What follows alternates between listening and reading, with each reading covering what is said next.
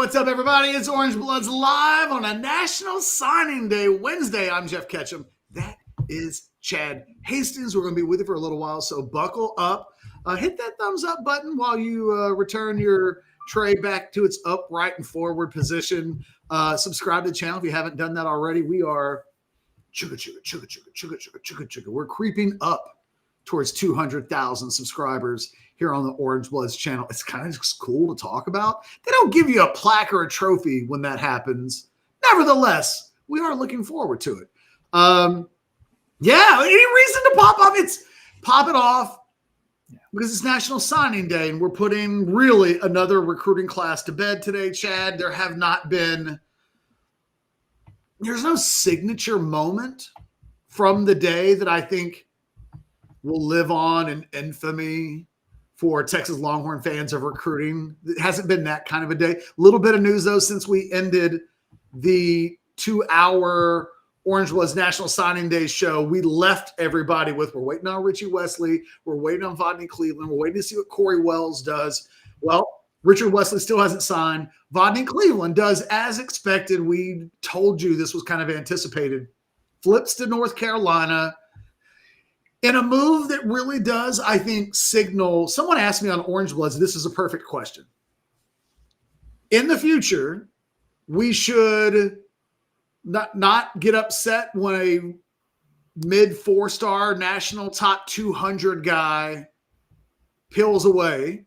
Like, we should not get upset about it at all. It's not a big deal. We should kind of overreact. Or do we got to kind of shrug our shoulders a little bit and just go, that's just 2025? And I really think it is kind of the game is the game. I've said this kind of phrase a few times. You can't be mad if something that you value at $1, someone else values at $5. You can't be mad if something that you value at for free or 200,000 or whatever is valued at 500,000 somewhere else. Like, these things I think are happening late in the recruiting process. It explains what happened with offensive lineman Max Wright and the flip to SMU. At the end of the day, he wasn't asking for a king's ransom, but it was more than Texas valued him at, and he left. And I think today, Vodney Cleveland, a guy for North Carolina who has very little momentum, really trying to piece together and save a little bit of a recruiting class, that guy means more to them than he does at Texas, where they wanted to get a big dog 5-star guy in James Johnson, a guy that they evaluated at that level, but they didn't know if they were going to be able to get that kind of a guy. Johnson was one of the last guys to commit, along with Jamarian Carlton just this past weekend, who's grown into an interior prospect to some degree. They got commitments from guys like Cleveland and Wells because that at one point looked like maybe that's as good as it's going to get. The moment they got a commitment from James Johnson back in the summer, I immediately thought to myself, there's a good chance that one or a couple of these out-of-state defensive tackles looks at a position that returns, I think, 9 guys off of this year's roster. Yep. And Johnson, it is not the defensive tackle position of the last few years where it just looks like anybody could come in.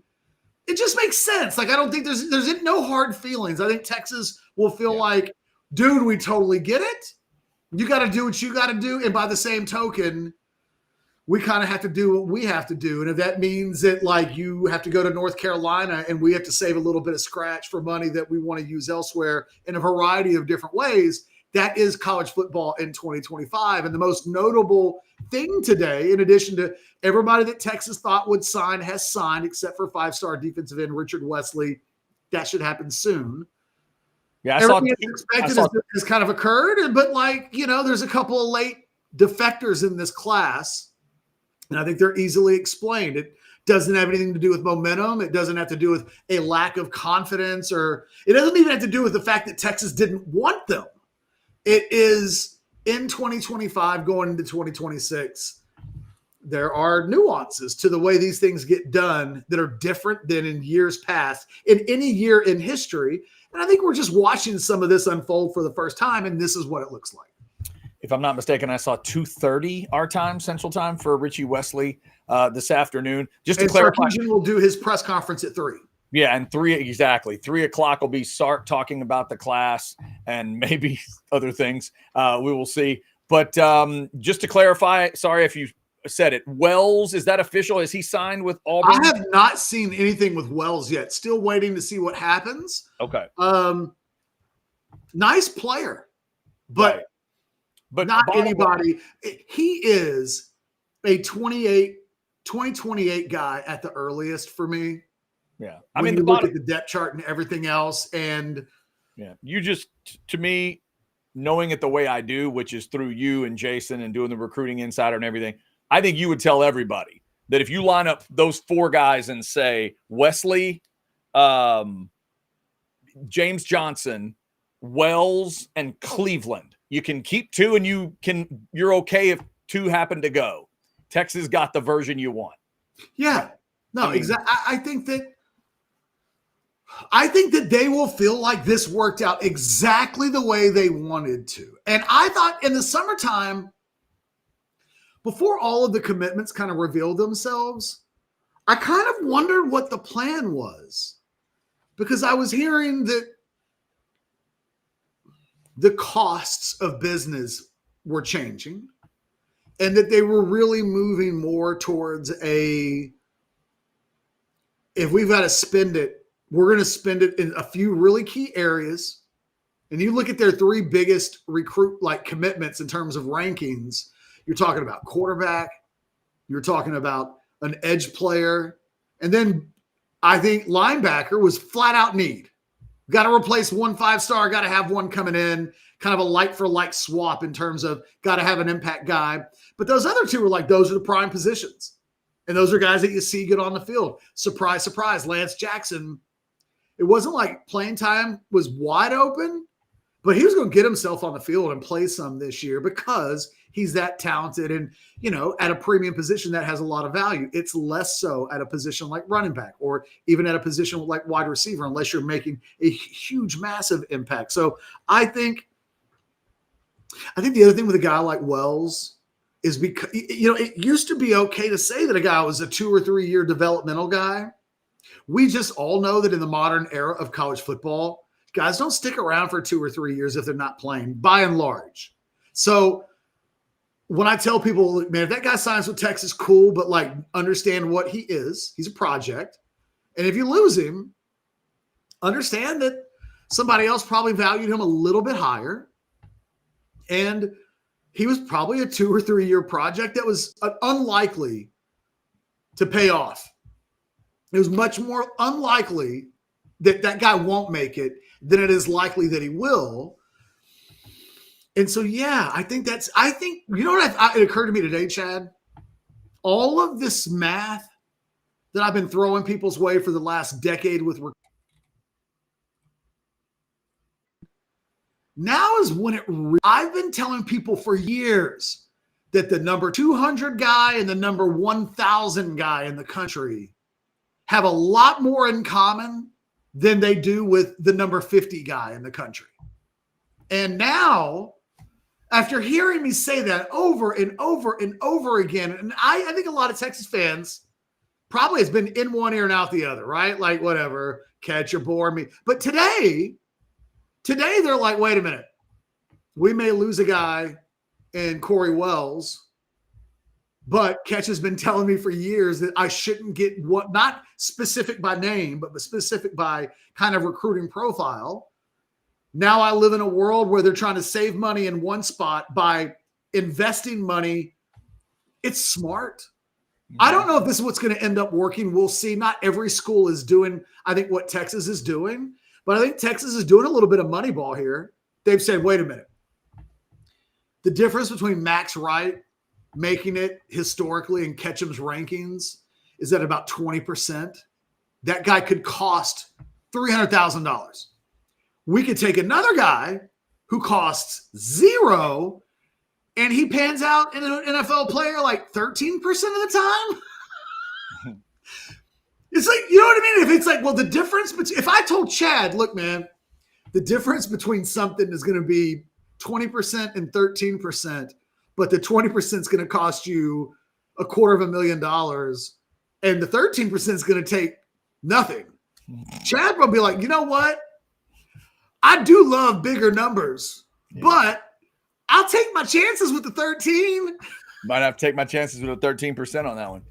As opposed to that extra 7% that doesn't get you really any certifiably meaningful gains. That's the thing I've always tried to explain to people. When I say that a basic 4-star is worth the same as a 3-star, one has a 75 or 80% chance of failure, and the other has like an 85, 90% chance of failure. But in this big old pot pool of players, there's so much more failure than there is hitting. And the smart programs are going to be the ones that realize got to make the math count. And Chad, I got to be honest, I've looked at some programs around the country. Alabama's, I don't think Alabama and Texas are doing the same thing. I don't think USC is doing the same thing. But USC definitely isn't. USC got to that number 1 class by stacking 35 guys, and I saw 20-something of them are those 4-star guys you always tell us to be wary of. Yep. I mean, catch, that looks like one of those Jackie Sherrill classes at Mississippi State. Remember those back in the day where he'd bring in 38 guys, and it's like, wait, what is going on? I think the thing you got to keep in mind, what we know about the USC roster is that it's not the same as Texas, Georgia, Alabama, Oregon, Ohio State. Did I leave them out? Texas, the Big Five. Those 5 are separate. So USC might be saying, we're going for it, right? This is a year where Texas, Georgia, Alabama, Ohio State, they're not dominating at the top of the rankings. They're not. We are no longer living an era where there are 32 5-stars and Georgia and Alabama signed half of them. That is just not the era of college football that we reside in anymore. I think USC can do this once. I think that you can load, because I think Texas is the example of this. Go look at that class that Texas signed a year ago. There's a lot of financial investment there. And in the end, because they recruited so well in the previous years, they realized they weren't working smarter. They were working harder. They spent a lot of money on freshman wide receivers, none of which made an impact. It caused them to recalibrate on a lot of different, how do we do this? What approach should we be taking? I like the Texas approach if it continues to unfold the way that I think it is. We got to see what they do in the portal. That is the next step of this. But National Signing Day, for me, it's just really, it's always been a nerd's day, Chad. Mm-hmm. Today, the real nerds get separated from the basic nerds because the real conversations are way nerdier than I think we've normally had before. And I think we start talking about general managers. Like, the sport is just evolving and changing. Today's been a reflection of that. Not a lot of exciting news, but a lot of conversation. All right, we can keep having that nerdy conversation. We also threw playoff discussion on the thumbnail. We will get into that. I see the super chat that's there. It'll kind of direct us in that direction. First, though, let's hear from AV Consultations. Get you a badass setup. Hi, this is Tom McKay, owner of Audiovisual Consultations, and all of us at Audiovisual would like to wish you and your family a happy holiday season. This time of year can get a little hectic, so we want to remind you to relax, enjoy the season with your family and friends, and give us a call at 512-255-8678 for all of your home entertainment needs. This is my favorite time of the year. I love the holidays, the music, the decorations, the presents, the whole darn thing. So this year I'm asking all you listeners to help make this a special holiday for everyone. Smiles are contagious and free, so let's give them away like the government gives away your money. Let's high-five strangers on the street, hold the door for people behind us, tip your servers more than they've ever been tipped before, give to a charity, or hell, give to a bunch of charities. If someone does a good job, tell them they did a good job. Pat someone on the butt, sing in public places just because it feels good. And as always, hug your kids until they beg you to stop, watch some games with your friends, and make love to your wife or your husband. I know there's some women listening too. You can still give us a call at 512-255-8678 if you'd like to get some cool electronics, but more importantly, have a great holiday season and a friggin' awesome next year. All right, Catch, I got a super chat that could get us to the playoff discussion, but did you have anything else recruiting-wise before we do that? Real quick, 5-star defensive end edge player Richard Wesley officially signed, sealed, and delivered. So he was the last big holdout that I think you cared about. Now we will wait to see if Corey Wells signs with Auburn or signs with Texas. Man, those are a lot. If he signs with Texas, that's a good thing. He's a really good prospect. He's just a guy that we don't program YouTube shows for because what's even nerdier than the stuff that we've been talking about is who's playing in 2028. Yeah. Oh, yeah. We got that show locked up, ready to go. I like some of these big names, though, Catch. Just some I circled, but Jamarion Carlton, Cohen Brown, Dia Bell, Jermaine Bishop, James Johnson, obviously Derek Cooper, Atkinson, Wesley. They all signed, and you talk about it. Overall, it doesn't feel like a day where there's like a whole lot of holy crap going on, but there definitely wasn't like a holy crap flipped the wrong way. And if you're a Texas fan, there are still a couple things out there, maybe, but there's not a whole lot you're saying, oh, yeah, that's really going to happen. But what you got, just like you said, if you know it, if you're on that nerdy level and you understand recruiting, there's some high quality dudes in this group. I think Texas will feel like you can take their best three and they'll hold them up against anybody else's best three in the country. I think they feel like they can take their best five and do the exact same thing. They probably feel like they can take their 7 or 8 best guys and they'll take them against anybody in the country. And then I think there is a little bit of an awareness that, you know what, not as strong from 10 to 20 as we have historically been. Mm-hmm. And we are conscientiously realizing there's a little bit of hustling backwards and going to get those guys who cost a certain amount of money and still need a certain amount of time to develop that for us maybe isn't the kind of same wise investment that maybe it is for Baylor. Maybe that exact, and it is when you look at Vodney Cleveland, it may be that North Carolina looks at him and goes, that is exactly the kind of financial risk we should be taking. Yep. That Texas feels the exact opposite is just a reflection of their standing in the world, and that not everybody's decision can be looked at through the same prism, the same scope. Everybody's got a slightly altered view of how all of this will work. And yeah, you got to leave the feelings at the door. Like Vodney Cleveland's departure can be pretty simply explained. And I don't think it requires anybody to have hurt feelings about it, which signing day when you lose guys is notorious for that hurt my feelings. Yeah. You got to be a little bit more intellectual about the entire process right now. Not to say that you can't get your feelings hurt. If Richard Wesley had flipped to USC on signing day, feelings could be hurt. Sure. You just got to know when to pick your spots. You don't want to be the person who cries or gets overly excited at everything that happens. And today just feels like very much maybe no excitement is good excitement in this case. They're really happy with their class. Anything late that would have happened would have probably meant bad news. I mentioned this on the show, that Wesley, that Derek Cooper, that none of these guys that they made, Atkinson, not a single one of those recruitments got interested in the final month. Yep. And when those guys commit in the summertime, you kind of brace yourself. We've already done it with the wide receiver that just committed out of Louisiana, right? It's like, is he going to stick? And you're like, well, they didn't. He commits the day before Lane Kiffin takes the job, and who the hell knows? Because you know that it's kind of, he's going to make a big push. So you instinctively say, yeah, that will probably be a little bit of a roller coaster. I think the Texas coaches deserve some credit.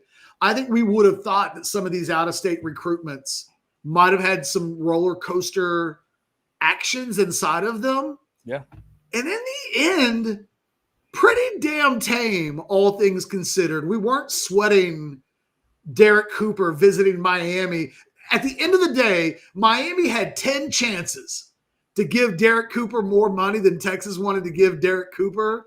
And my understanding is that Miami, because this is a business and your budget's going to be different than your neighbor's budget. And Texas was like, you know what? We need Derek Cooper. Why? Have you seen our running backs? We need him not yesterday. We need him now. And I think that probably allowed for him to leverage that situation financially the best way possible. And Miami, although a school he was interested in, they never even got close. And there was never any sign that Texas ever had anything to worry about.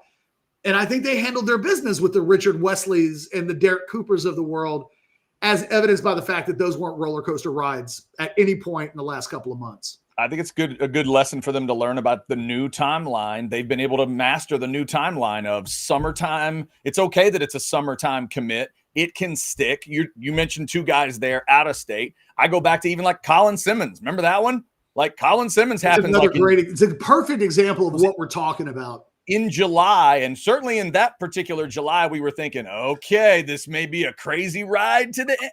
That's not what it was at all. So that all is obviously positive stuff for Texas. I see those super chats piling up. Let me give the presenting sponsor a little love. Texas Cardhouse. See them each and every show right up there in the upper right. Check out the online poker. If you've not done it, hijackpoker.com. Put it on whatever device you want and get to playing. And you know what? If you do want to go check out some championship games this weekend, we might recommend this big old screen right here at 183 and Anderson Mill. If you haven't checked out TCH Social Austin, get over there, have some bad beat bacon, watch some games. And, you know, if you're a card player, you can also chill out there. All right, but you don't have to be a card player. Like, that's the thing we got to stress. Don't have to be a card player. But if you are, they'll be glad to talk to you about that. But hey, if you're not, it's a great sports bar, sports lounge right there. It's got that Vegas kind of feel to it where it's just like, look at all these screens. It's I had somebody tell me this weekend, Chad, I hear you guys talk about the bad beat bacon. It sounds so good, but I don't play poker. And it's like, this is why the Cardhouse is on Orange Bloods Live, because we've got to reiterate over and over and over again that it's kind of a half and half establishment. Catch. I'll explain it as easy as I can to that person, because I'm not a card player either. Focus in. Catch, how many times have you seen me eat bad beat bacon at TCH Social? 25 times. How many times have you seen me play cards? Zero. Go get that bad beat bacon. And by now, he's probably spent more hours in the Cardhouse than any of the players that are there. That's probably true. You got to be like at around 60 to 80 hours in. They don't make you worry about a flop or a river unless you want to. All you have to worry about is that bacon. Trust me. All right, Catch, let's get into this playoff discussion because we did start it there. Let's see. Oh, you know what? We got recruiting. We got recruiting super chats as well. You know what? Big money determines it. $19.99. Catch. Quick follow-up from yesterday about Bishop. You claim Moore and Royal are a different level because of track times. How many of the top wide receivers in the NFL are 10-3 guys? I would argue the best wide receivers are not track guys. The speed matters with this kid because he's 155 pounds. So he's a little guy. Texas did not recruit him as a wide receiver, to be completely clear. He's a Dwayne Akina evaluation. And even now, in recent interviews that we've done with him, he's talked about defense. He's so good on offense at the high school level. He's just one of those guys. Quandre Diggs was like this. Quandre Diggs was – I always like to tell the Quandre Diggs story in part because Quandre and I have talked about this, and it comes up. We'll talk about it in DMs every once in a while because it was such a kind of a unique situation. He is the little brother of Quentin Jammer. And when Quandre Diggs was being recruited, everybody just assumed he would end up at Texas. Duh, right? Top 10 player in the state. He's the younger brother of an All-American legacy. But at the time when he was a prospect, the class of 2011, the Texas running back coaches didn't want to take him as a running back because I think they only had one that year, and they were convinced that the DB coaches would steal him. Consequently, the DB coaches, who, by the way, Dwayne Akina, didn't want to take Quandre Diggs because they were convinced he was going to end up on the offensive side of the ball. So what ended up happening was Quandre Diggs wasn't getting a scholarship offer for the longest time because none of the position coaches wanted one of the only offers they had to give that year to go out to a guy that they weren't 100% convinced was going to end up on their side of the ball. In the end, somebody finally told Mac, you know you can just offer him as an athlete, right? Figure it out when he gets there. And then the rest is pretty important history. Quandre Diggs, good player. Yeah, worked out. Had an impact in that A&M game, if I'm not mistaken. I believe he did, yes. It was played out just that as a true freshman, that would have been. I think that I look at Jermaine Bishop, and I don't really know what's going to happen with him. He's a little guy, though. Yeah. As a route runner, he's so quick. Like if he gets coached up, I think he's got a chance to be an electrifying route runner. That isn't the kind of thing that people get super obsessed. When was the last time you and I had a conversation about this dude runs amazing routes, other than Xavier Worthy occasionally with a whip route or something like that, where we would go, geez, did you see what that guy did? Turn that guy completely around. He's not a guy that's got great speed. He does not separate from defenders the way that guys with his frame and his body, you tend to think that they would. I would tell you this. If we did like the Folgers coffee challenge or the Coke test or whatever, if I had you watch Cohen Brown, the wide receiver from Waxahachie, and I had you watch his film, and then I had you watch Jermaine Bishop's film, and I didn't tell you the names of the players, you just watched them with your eyeballs, you would come away thinking that Cohen Brown is the more highly rated recruit of the two. He's not, but I've got Brown ranked really high. And I think if you watch his senior film, you can just see it. He's really sudden. The thing that Jermaine Bishop is significantly is super productive. But I don't know that a lot of what I see him do completely translates to the next level. And this is a conversation that I've had with 100 fathers over the years whose sons were all state, whose sons were record setting, whose sons broke records, and they didn't understand why that didn't translate to why is my kid not being recruited at a higher level. And, I think Jermaine Bishop's an excellent prospect. I just don't think he's an elite of the elite guy. I don't think he's going to be a guy that he'll have a chance. If he comes in the spring, you could see, he's like a Grayson Littleton kind of prospect to me. So it wouldn't completely surprise me if he comes in year one. But, if we're talking about, is he a 5-star guy to weigh 155 pounds in high school and play wide receiver? Do you know who you have to be to become a first-round draft pick? Xavier Worthy. That's why the 10-3 speed matters, because he's 155 pounds, Jason. 155. So a lot of the other things don't matter as much when you weigh 155. And guess what? Xavier Worthy weighed 155 pounds in high school, and he ran like a 3.89 40, and he still barely got into the first round. Like, when you weigh $155, it is what it is. The funny thing about Bishop too, Chad? This is where you really feel the 155. He's a tremendous player in the defensive backfield, and he wants to be Jack Tatum. Wow. The problem is he weighs 155 pounds. Damn. That's tough so to he do. comes crashing in to deliver the Jack Tatum shot, and guess what sometimes happens? Bad things. He bounces off. I was going to say he ends up on the bench area. Because sometimes 155 hits 190. 190 usually wins that. It does. It Yeah. does. You ever take a pick in basketball where you're running really fast and somebody really big just leans into you? It can hurt. So I love Jermaine Bishop. Guys, all I can do is be honest with you. All I can do is tell you that all my history in this business tells me don't get super overly excited about guys that have physical profiles that you can't like find examples of. And you're like, well, why does he got to run 155? Because a lot of 155 guys don't always have a lot of success at this level.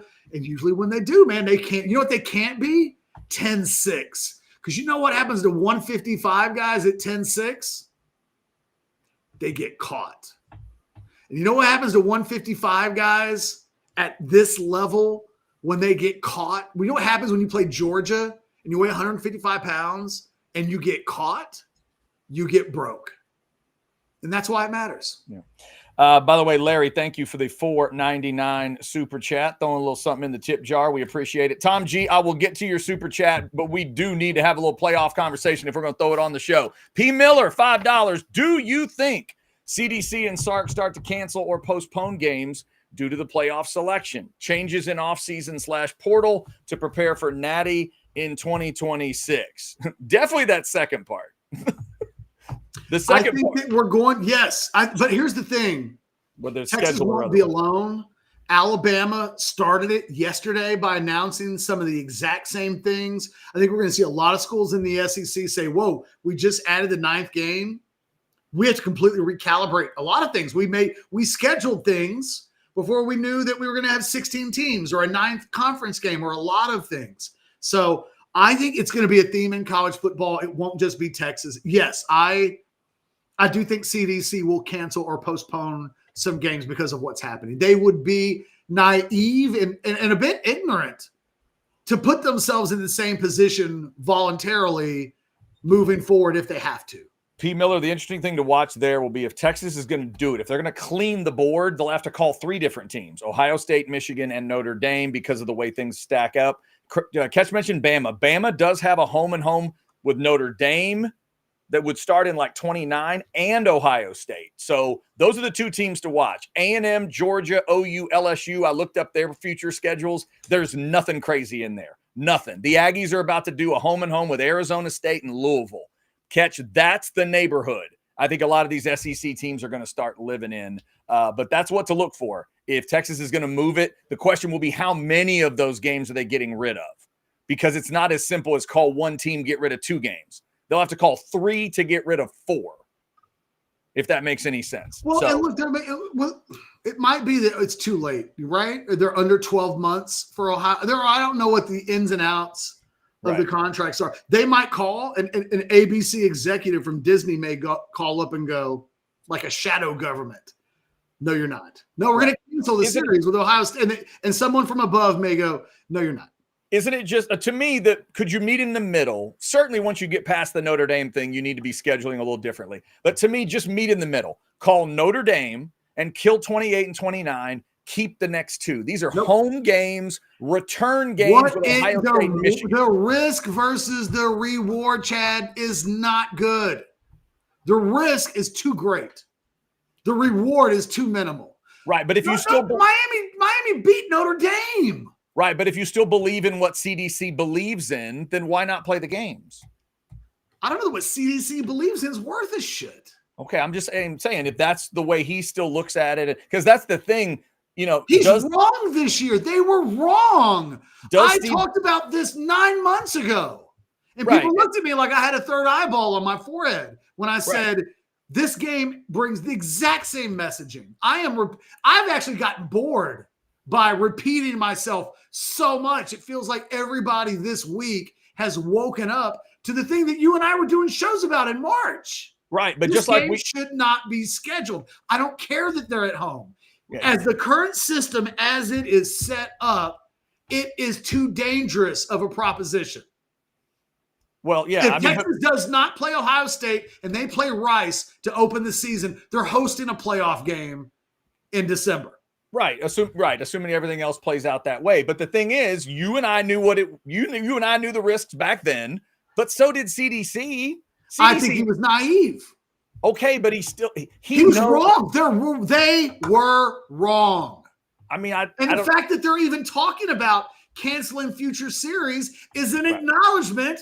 Oops. Right. You're right about that. The fact that it's being discussed is noteworthy. I'm not sure if I would go that path if I was Texas. I would eat what I scheduled. Yeah, but you care about morals and stuff like that. All I care about is what is the you know what? Look, man, there are Texas football fans there right now who are like, look, Catch, I don't care as much about getting to the national playoffs as you do. You know what I care about? When I shake a man's hand, I look him in the eye and give him my word that I'm going to stick to my word. It matters to me that Texas as a football institution sticks to its word. Okay, well, I don't care about that. The entire sport is filled with crooks and sociopaths. Like that is what we are invested in. And if you're not prepared to be a sociopath, if you're not, what I cannot stand is this idea of don't be chicken shit. You sound like a pussy. You're just trying to get out. You're scared. And it's like, where is this bravado getting you? Right. Where's the bravado getting you? Right. Again, it got you a big win in Tuscaloosa. It got you a big win in Ann Arbor. And it didn't, you didn't win the game in Columbus. But that's why you schedule those kind of games, because of the juice it can get you with the a win. sport is changing everywhere. If I think are trying to isolate in a sport where everything is changing, right. I feel like we're romanticizing the obvious here until the rules are changed. And look, the committee told us before the season started, hey, Texas and Ohio State, we will not punish those teams. And what the committee won't answer is, committee chairman, if Texas doesn't play Ohio State and they're 10-2 right now, by replacing that game with, I don't care, whomever, where would they be seated right now? And the answer is 5 spots higher. So don't tell me that game did. And that's the thing. They went into this season telling people losses like that will not hurt you. Right. And what we're learning is the playoff committee says a lot of shit, and only about 60% of it in any given year is going to come true. There will be future years where they'll be able to go, you know what we didn't do? We didn't punish Texas for losing to Ohio State. But this is not one of those years. And if you're Texas, you can't ever let this happen again. If you can control anything, if you play UTSA and they beat you, hey, man, that happens. But if you're volunteering, because I'll put it like, from what we know, if Texas had beaten Ohio State but lost a third game elsewhere in the SEC, would they be in the playoff right now? Lord, no. They'd still be 9-3. No chance. No. But exactly. They wouldn't be in because you can't lose 3. But in that situation, again, it's about isolating all of this. What you can't control that you had to play all the games in your conference. What you can control is that you get to decide. Yeah. No, you get to decide 25% of the schedule. That's what they need to do. What really needs to happen, and maybe Sark's a part of this discussion, maybe he's not, but Sark, L-Type, and CDC, they need to sit down, and does CDC want to reset his mindset? By the way, why the fuck would Michigan want to play this game? Why would Ohio State want to play this game next year? Why would they? They're taking the Texas phone call, and they're going, oh, that's easy. That's an easy answer. Because here's the thing. We're talking about this as if. Catch, that's simple. You know the answer to that. Look, answer the question so I don't have to. Why would they play that game? You know why. Because they contractually have to. No. 9 Big Ten games. I think you are underestimating. Because they're protected. Their conference protects them in a way the SEC does not. The SEC. Yeah, but I think Michigan, I think they're all going to look at this. And they're all going to just agree. We're looking at this as if Texas is isolated and by themselves. And it's actually really interesting because there's so many other sports and incidents where when something bad happens to a team, it's very tribal. So everybody else, if a team gets screwed by a bad call, we don't all look at it and think to ourselves, officiating's got to get better. Think about how Oklahoma is going to make the playoff ahead of Texas, in part because of that horribly officiated game against Auburn at the beginning of the season. Right. Yeah. And Oklahoma fans don't really run from this a ton. They may now that months have passed. But when that game ended, there was a whole lot of stuff that everything went against Auburn. Oh, yeah. Everything. Yeah. Including touchdown scoring plays that were completely – the whole scope of the game changed, and it was still a one-possession game with like 5 minutes to go. Mm-hmm. That horribly officiated game really did have an impact on the entire college football season as a whole in a way that when it happened, we didn't notice. But we're so tribal, we don't look at – the rest of the conference wouldn't look at that and go, SEC officiating's got to get better. What we do is everybody's like, ha, Auburn got screwed. And it might be you at some point. It might be you. But in real time, you kind of like it when everybody gets it. You're like, oh, I don't like them either, so they can get it. What's interesting about this scenario is that we're looking at it because we're so close to it. That, oh, Texas is getting – it's unfair what's happening to Texas. But I think What's different about this versus all these others, and we saw it with Alabama. Alabama they lost to Florida State. It's not going to cost them a chance at the playoffs. That's not stopping Alabama from saying, yo, stop. Yeah, but all Alabama's done is gotten rid of South Florida. Let's not give them too much credit. It's the beginning. If they get rid of Ohio State or Notre Dame, then they've made the move. It's the beginning. And they're all, I think, waiting to see who fires the first salvo. But I think this entire offseason, we're going to see cancellations. All the big programs are going to do it. This is a better comp even in a way than the Texas decision, because Texas lost close in Columbus. Bama got embarrassed by Florida State. Do you think Bama's going to kill that Florida State game next season? That's in Tuscaloosa. I think they're going as a home and home. Ones that are within a year, I don't know. I don't know what's in the contracts. I don't know what it means to cancel a game. They're all different. If Texas cancels with UTSA inside of 12 months, probably a different financial penalty than it's a good point. Then that would be your contract with Ohio State. And that's why I'm saying that Texas is unique, because they're dealing with 3 different teams over a 4-year span. Do you call Notre Dame out on the other side of it and say, okay, guys, we're not going to do that? But then if you call Ohio State or Michigan, it's pretty close. Obviously, Ohio State being the closest one. All right, here's another super chat. 5 from Les. Texas will be number 12 next week. Soon as Tech destroys BYU, conference titles matter. Just ask Texas when K-State beat them and knocked them out. You think Tech destroys BYU again? No. I got a feeling BYU's winning that game. And I think Tech's going to win, because I'm just not impressed with BYU, but BYU's got to have some dignity. That just feels like one of those. You know what it kind of feels like? 2001 Big 12 championship. Right. Yeah. No, I keep thinking of it. Colorado. Yeah, everybody thinks that's going to happen again. I think it's close at least. And to me, I'm like, of course BYU is going to go win this game now and kind of prove everybody wrong. Real quick, I just think it's going to be I think it's going to be a closer, more competitive game, because the last time these two teams played, it wasn't competitive. After what you saw last night with the committee, here's my quick thought experiment. If BYU beats Tech and Bama beats Georgia, who's out for you? Is it Notre Dame? Is that who's about to get kicked out? If you need an extra spot, what happens? Bama beats Georgia, doesn't matter about how much, and BYU beats Tech, and you need an extra spot for that. Yeah, I mean, Notre Dame becomes pretty vulnerable at that point. It feels like it, doesn't it? And then the committee gets to say, y'all discuss that Notre Dame-Miami game all you want. It's irrelevant to us because both of them aren't in. Yeah. In a way, they somehow get to get out of that one. Real quick, back to recruiting for Tom G. It's also not impossible that they haven't thought that out, Chad. Yeah, they should. Right. The framing of all of this, where if like that one little thing happens, why is BYU like Tech's been given a lot of respect by the committee? Oh yeah, yeah. They're up. I mean, God, my God, they'd have a bye right now. I can make a case that Tech should be ranked 9th. Catch, if they win, they get a bye. Think about that. Why is Tech ranked ahead of any of the 2-loss SEC teams? Why? I know. But they didn't play anybody.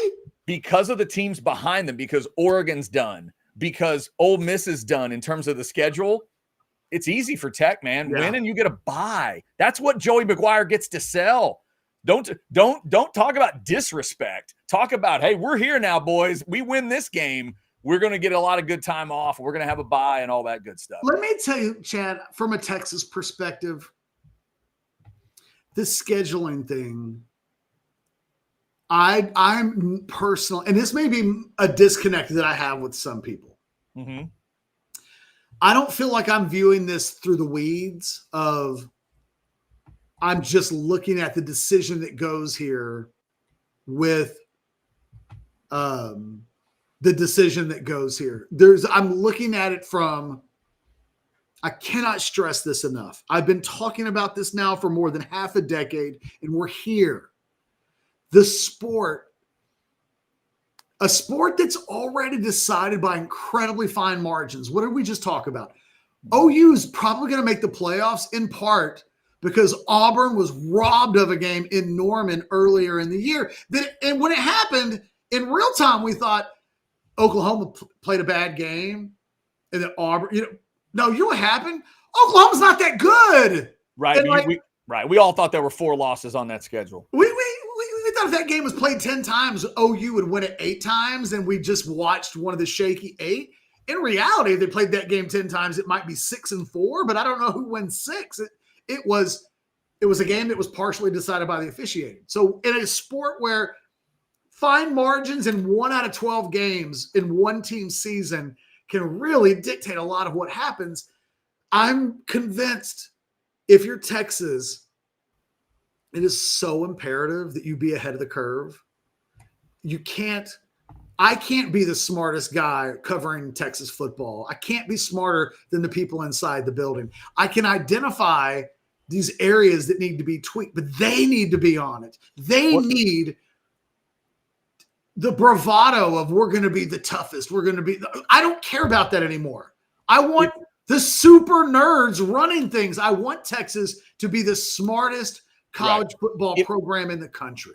If you be the smartest football program in the country, you have to make some decisions like canceling games that you have on the schedule because it makes smart business sense. If you were Sark today at the presser, whether it gets brought up or not, but especially if you get directly asked, would you get the messaging out? Let's say it's happening. Let's say you've talked to CDC or LTIF or whoever. Would you get the messaging out today that, yes, moving forward, we're going to be altering those schedules? I don't think it matters. Okay. I mean, if it was we want the committee to hear this, then yes. But because it seemed like he wanted the committee to hear it on the front side when he's saying, if it's all about records, I'm going to have to think about how I do non-conference. I just think they waited too late to tell their story. I mean, go back to last Monday when Sark was kind of asked this specific question, and what did he say? He wanted to wait until after the game to address that question.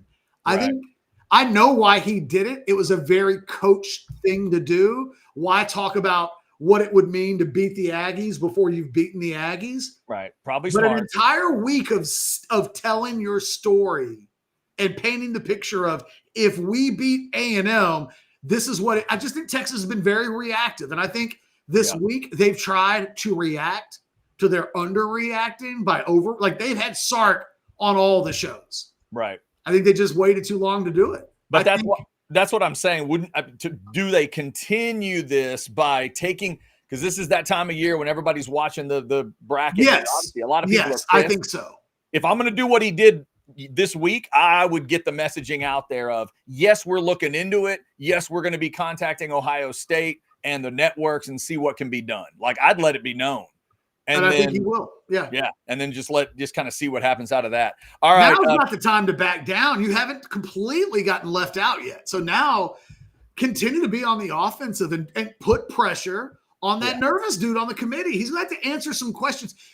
It's about getting into the ether, your question. And that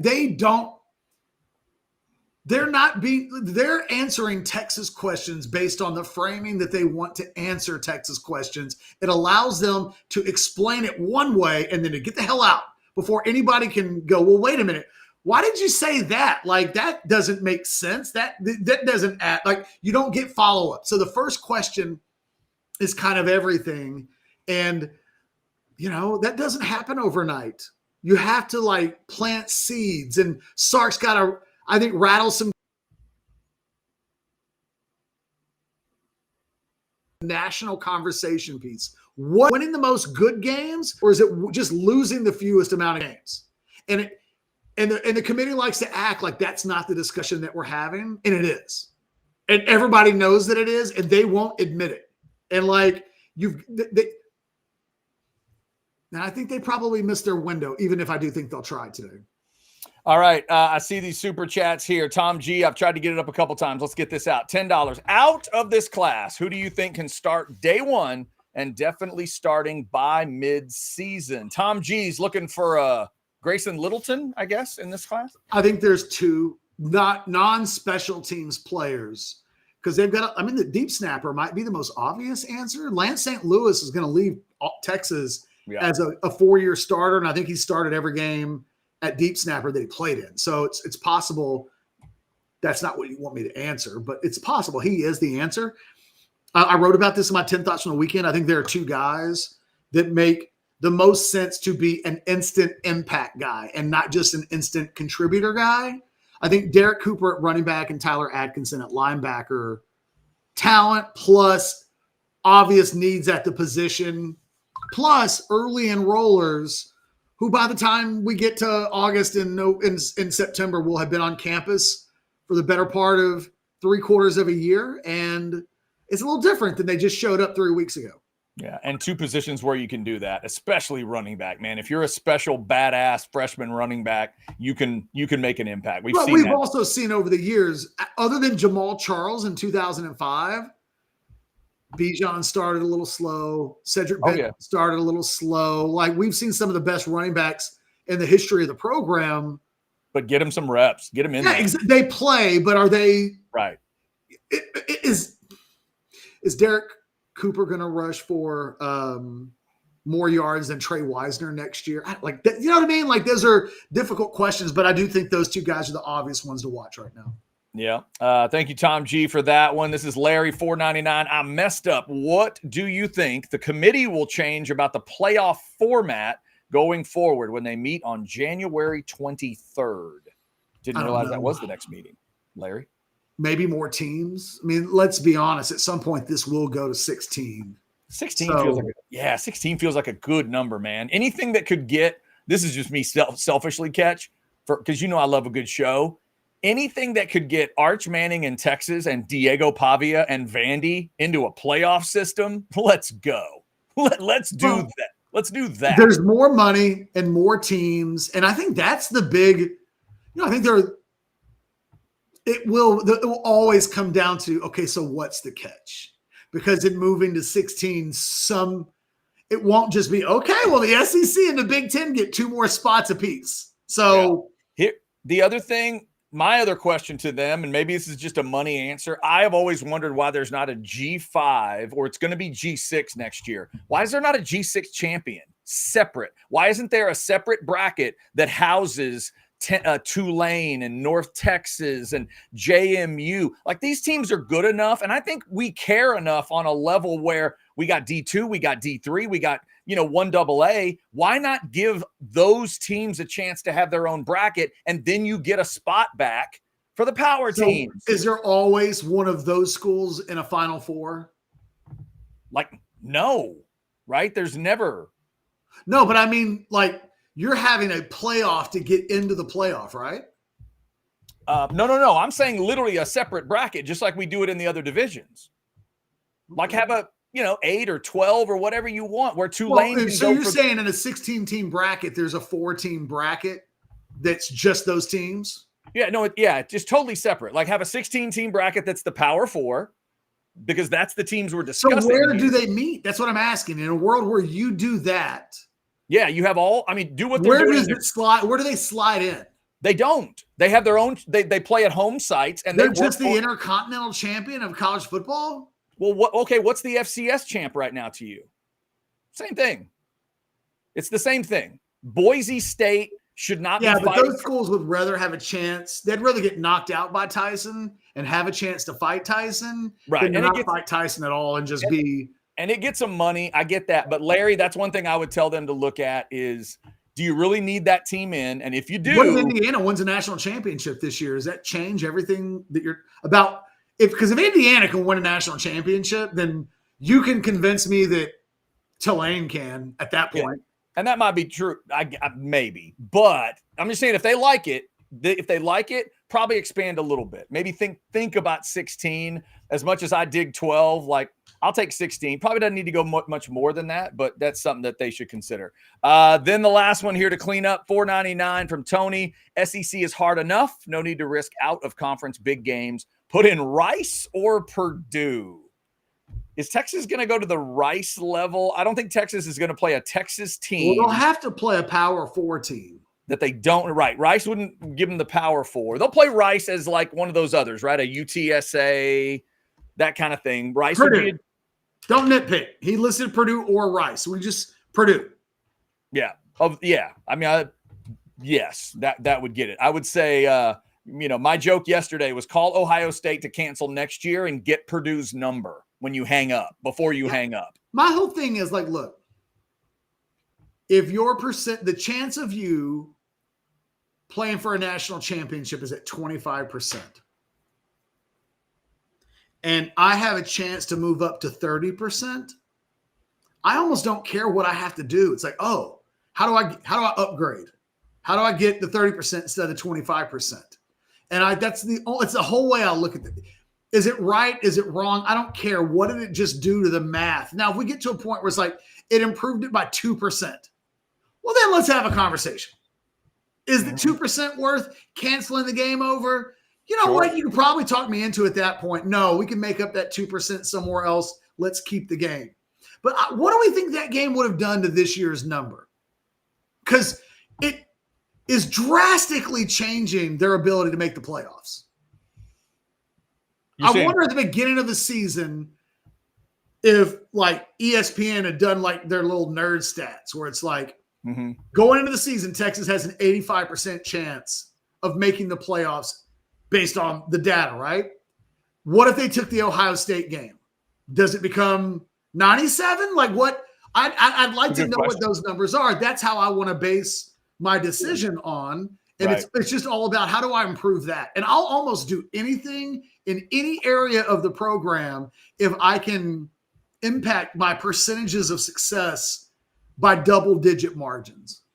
Michelle, J-Rod, I see your super chats. We will get to those real quick. Another one of our great partners. Let me show you some drinks out at Hayes City Store. Talk about Hayes City a lot with the food. Don't forget about the drinks, man. They got beers from all over the state. They got these beautiful frozen drinks. If you want to do a frozen flight, they got great whiskey drinks. They've got great tequila drinks. If you're a tequila drinker, they have some special stuff that Herradura has done for them. They do special pours on whiskey. Just get out there and ask them. They've always got some great drink stuff for you. FM 150 in Driftwood. Yeah, it's a little cool now, but they've got the heaters out there in the ice house, so they'll make sure you're comfortable out there. They also have indoor seating as well. Hayes City Store, FM 150 out there in Driftwood. Tell him you heard about it here on OB Live. All right.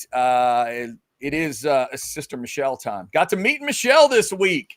Catches enchilada sister, $9.99. Mac always said you can only get your team max focused plus ready for 3 regular season games. One of the reasons he said that the Tech game was so hard because we had such a brutal schedule in 2008. Postpone Ohio State. I'm assuming Michelle means cancel Ohio State, not postpone. Just get rid of it altogether. No, you could say we're postponing all of these until we have a better idea of the landscape that college football exists in. Right. We're not canceling, we're postponing to a later date, which we have seen them do with that could work. Series against Arkansas, right? We once upon a time saw them play Arkansas in 2008, 7. I'm trying to 2008, if I'm not mistaken. I think you're right. The back end of that didn't take place for more than a decade. And it was like, and that was one I think that we got affected by a hurricane or something. I don't even remember the details. I think there was like a natural disaster that got involved in that one. And obviously like COVID is part of the reason I think this Michigan thing got moved and to where it is or whatever. The scheduling gets mixed up, but this could obviously cause scheduling stuff too. Thank you, Michelle, for that. J-Rod for 5. If the rule is can't lose 3, then schedule to not lose any in OC. Can't lose 3 implies record matters more. Solution is obvious. J-Rod, in the end, I think you're right because we've all known this. When Sark starts the sentence with "if record matters," it's like stop. Bill Parcells, you are who your record says you are, and if you lose 3 and you're not in your conference title game, you don't get to play in the playoff. That has just been the way, and I understand it's only been 2 years. I get that, but go back to the 4-team version. They weren't letting 3 loss with the 4-team version matters. Right, but they weren't letting 3 loss teams in, Catch. But there were teams with 3 losses that were in the top 12. Right, see, and you just did it too. That's disingenuous to this discussion. Going back to a 4-team playoff and telling me who might have finished 8, 9, or 10, well, that's irrelevant because now we're in a system that conference talking about 3 losses is irrelevant in the context of the conversations that were taking place. We have talked back about when there were only 4 teams, right? But we have talked about this for the last 2. We knew when it was coming up on 12. We talked about that kind of unwritten rule in our minds. It's like, is anybody gonna defy this rule that you can't lose 3. We watched SEC teams gripe about it last year. They didn't get in. And now Texas is making its case. They're probably not going to get in. To me, what do you think? I like this idea from P. Miller. By the way, it's 1:00. I so want to be done with the show. I do like the idea. What thing we haven't? What if the week after the conference championship games, right? Because the way this will work, the first set of playoff games will be 2 weeks after the conference championship, right? Mm-hmm. What if a week out you have play-in games for the teams that were on the bubble like they do with the NCAA basketball tournament? So what if the last 2 at-large spots are actually play-in games? So Notre Dame's got to host my Tech. I don't know, like whatever, however that might unfold. Yeah. But it expands the field a little bit. I like that idea. Keeps the number still technically at 12. As long as you make the play, as long as it feels like it's the right teams playing, like in basketball, I don't like play-in games among conference champions. I think that's silly. They shouldn't. I think they make the 16 seeds that won their conference tournament. Yeah. Have to play their way in. That's bullshit. Always has been. Right. I don't like that. What I liked is when they went to y'all are playing for an 11 seed. Y'all are playing for a 12 seed. And it's 2 teams that feel like, oh yeah, we've been talking about, Wichita State and Oklahoma as bubble teams for weeks. Well, now they're going to play each other. So to this discussion, yeah, if you wanted to take a couple teams just on the outside and you go, man, BYU lost real bad to Tech and Texas has that 9-3 record. Which one of them should get in the playoff? I don't know. Let's see. Let's let them play. Right? Like I'm all for that. Yes. All right, so let's do the remaining super chats and get out of Dodge. All right. Fair enough. Here we go. Let's go 1999 from Heath. I like what Urban Meyer said yesterday. The NCAA is the only multi-billion-dollar company in America that is run by strict volunteers. No matter the decision, the committee concept needs an overhaul for 2026. Okay. Yeah. A lot of folks not happy with the committee version of this thing right now. And finally, 999 from Jason. Why can someone not hold the committee's feet to the fire on its number one objective, which is to get the best 12 teams? The early lines are an embarrassment to the committee and its objectives. But I mean, you use the word at the end. It's not strictly objective. It's a subjective thing to say who are the best 12 teams. It's subjective to say who are comparable teams. And you can't just say, well, you said you cared about strength of schedule. No, they didn't. They said they care about strength of schedule if they need it to break ties between comparable teams. Yep. Like they've put so much in this that sort of gets them out. I don't know. I don't know what to tell. I don't know what to tell Texas fans at this point, other than there's not a spot and you can't lose 3. I'm with you. I don't know what you can't lose 3. And if your answer is, then let's control the one part of it we can control. I totally get it. Because the SEC just made it harder for you starting next year. So do you want to figure this out now? Or do you want to wait till 26, 27, and 28 hit you in the mouth and go, oh my God, why are we going to play Notre Dame? Why are we going to choose it? Like you can do it now or you can do it then. All right. A little bit like when you talk yourself into, should we keep the alleged woman beating coach? Should we keep the alleged sexual abuse? You know what I mean? Like all of these things that you're like, can you make exceptions for really terrible behavior? And it's always like, well, what happens if it happens again? Like, what are the stakes? The stakes are you bring that guy back and something like that ever happens again. You know who loses their jobs? Everybody, right? It's like if a coach decides, okay, remember when Bob Stoops back in the day brought in the guy that kidnapped the girl with the screwdriver and took her out to the desert and everything? Yep. He gave that guy a second chance. And I always was like, look, what happens if that guy kidnaps, allegedly, right, a girl with another screwdriver? Like, who has to be? And at that point, Bob Stoops has to really answer some questions about, like, why? I think this really comes down to, okay, we can have the conversations now, but what nobody is doing is asking themselves what you just said. What if we get 12 months from now, and all you did was talk, and you're back in the same situation, and you're having to learn the hard way again. Right. Are you going to complain again? You're going to complain harder, or are you going to do something? Like, I'll give you a quick example, Catch. In 2029, Texas and Alabama are scheduled to go to Notre Dame. A&M scheduled to go to Louisville. And Georgia's going to play Clemson somewhere. Like, that's what's on the board right now. Longhorns, Crimson Tide. You sure that's what you want right now? If you could stop it, wouldn't you stop it? Wouldn't you call South Bend and say, yeah, we're good? If you could. My reaction to this stuff is never going to be, that's a cool matchup. I'm going to be thinking, that's dangerous. Yeah, I'm always going to think it's a cool matchup because that's just me. I sit in front of these damn helmets every day. I love it. But I didn't say I didn't like dangerous, but dangerous will be the word that comes to mind more so than fun. Yes, exactly. Because we just watched. We watched these landmines go by, and you kind of think, if you're Clemson and next year you play LSU or something like that early in the season in these season kickoff classics, which they do. Nobody to blame but yourself. They do, by the way. Remember this year it was at Clemson. They're going to Tigers. They're going to Death Valley. The other one, Clemson, is going to LSU. Again, moving forward, if you're choosing to add risk to your season, and then that risk blows up in your face. We are now in the, you know how I just got, I got made into a verb. I became the first person on the planet that was expected to pay a bet that the other person never accepted. I'm a verb now. Like, it's a precedent. That's what Texas is now, a little bit. Yeah. It's a little bit like, hey, and that's what I'm talking about. That's why I think we're going to see schools, unlike a lot of other issues where they're so tribal, I think everybody will look at it and go, hey, that's funny that just happened to Texas. But don't we play at Ohio State next year? Yeah. Well, let's take a guy we know does not care what anybody thinks of him. How does Dabo not try to cancel that LSU game today? Right?